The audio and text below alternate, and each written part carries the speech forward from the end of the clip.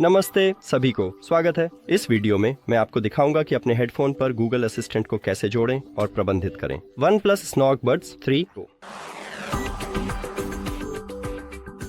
आपको एप्लीकेशन खोलने से शुरू करना है और अब नीचे ईयरबड नियंत्रण पर जाएं। और अब आप यह तय करना चाहते हैं कि आप डबल टैप या ट्रिपल टैप का उपयोग करना चाहते हैं और बाएं या दाएं ईयरबड में से कौन सा। तो मैं बाएं वाले पर डबल टैप का उपयोग करूंगा, लेकिन दाएं वाले के लिए भी ठीक है, ये वही है, और ट्रिपल टैप के लिए भी।